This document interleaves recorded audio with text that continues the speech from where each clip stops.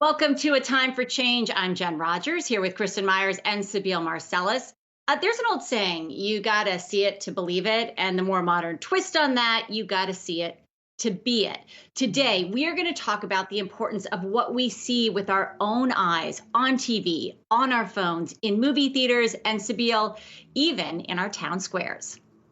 That's right, Jen. So Black people make up about 13% of the US population, but are we accurately represented in culture? That's the topic of discussion today, Kristin. Now, our first guest has been doing his part to increase the number of Black men in the public eye. Baratunde Thurston is the host of the podcast How to Citizen and the author of the book How to Be Black. Jen and I talked with him recently to get his thoughts on Black representation in American media. I think we're getting better in the United States at showing the full range of the Black experience. I think shows like Insecure, The Chi, Atlanta, Blackish are really painting Black nerds, Black angst, Black joy, Black beauty, multiple shades of Black. So there's progress being made, and in our films as well. I always want more, especially as Black History Month. You asked me this question, the answer is more Black. But I am grateful to the producers, creators, directors, writers, putting a fuller range of Blackness on display. You know, when we talk about representation a lot, I feel that we put it in terms of inspiration. If you can see it, you can be it.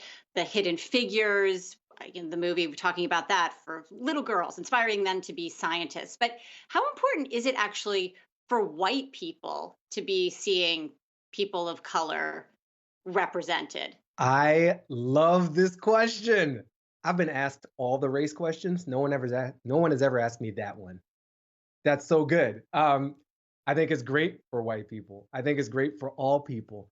And why I love that question is so much of what it means to be Black has been couched in the negative, in the suffering, and so much of the work that we need to do as a society to fully include everyone has been cast as like a benefit for the excluded. We should hire more women because it's good for women. We should have more Black and brown people because it's good for Black. No, it's good for everybody. When do you think we'll get to a place where minorities in media won't have this burden of always having to discuss race, when they can create content that really explores everyday themes that everyone experiences, like coming of age and going through high school or falling in love? Everything you just described is what it means to be human. It's the human experience. So another way that I'm hearing your question is, when will we get to a place where we see Black people as human, right? And not as a representation of trauma, and not as a foil for white identity and white experience, and not as a salve for white guilt or shame or fear or pain, but just as people. When we can get to a place where Black people can fail upward as wildly as white people, that's a good place to be. I want to see terrible Black movies winning Oscars. That's how you know we've made it. I want to see one story mined repeatedly across generations from the same point of view that just happens to star Black people, had nothing to do with race.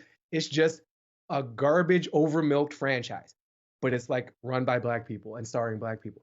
That's when we will have arrived. And we will have arrived when people who still control many of the gates don't feel like they're doing Black people a favor and don't recognize the financial and cultural gain that they benefit from when they green light these stories and then act surprised when they do well. How many cycles of, I didn't know, oh, Black Panther was a real surprise. And yet it's an epiphany like every 5 years. Oh yeah, I guess if we just let people tell their own stories, that's when. It's a long answer. I'm sorry. What's so great about talking with you and also listening to you on your podcast, How to Citizen, is you're really funny. You can make jokes about some of these really serious issues that we're talking about. Why is it, and why is it important, I guess, to keep comedy in this conversation that we're having for you?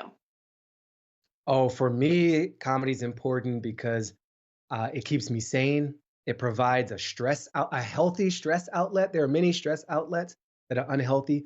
Laughter, humor is a relatively healthy stress outlet for me. And it's useful.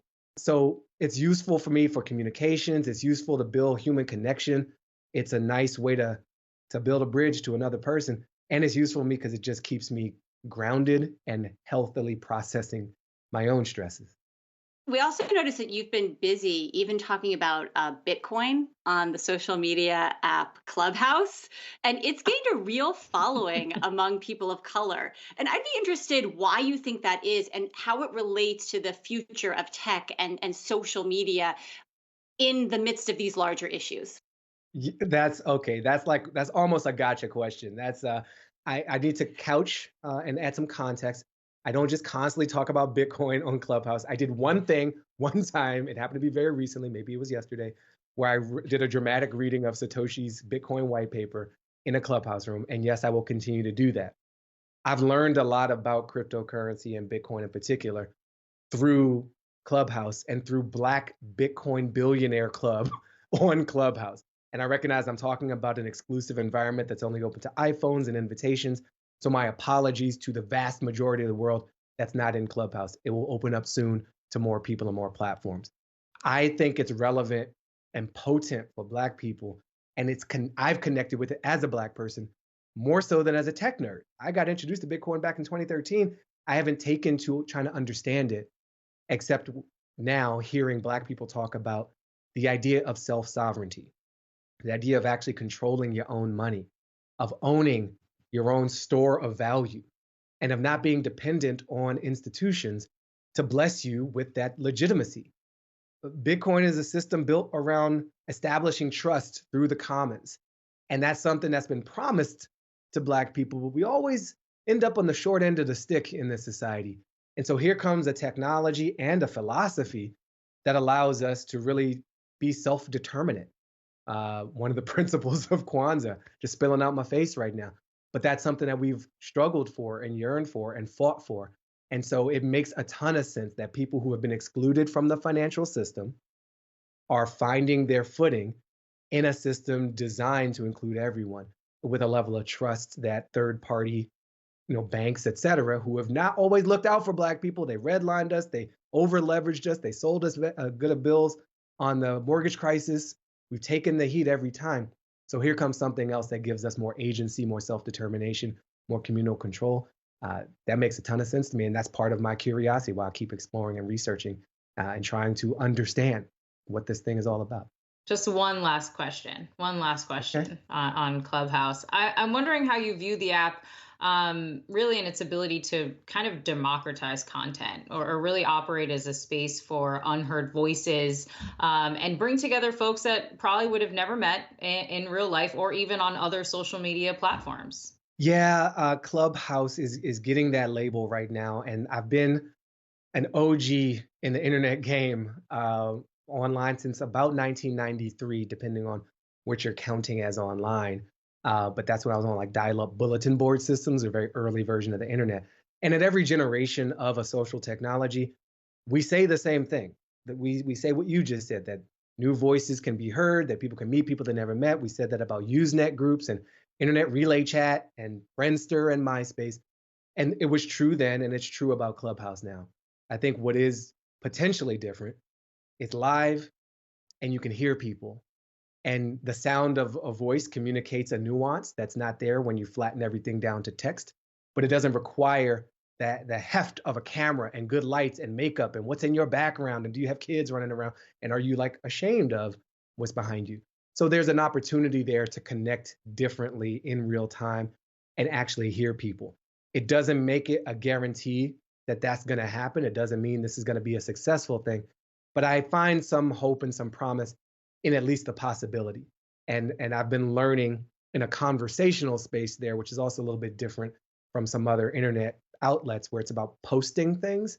This is about engaging live. And if you're not there live, you're not really a part of that moment. So that's a healthy limit that gives us a chance to experiment being together differently.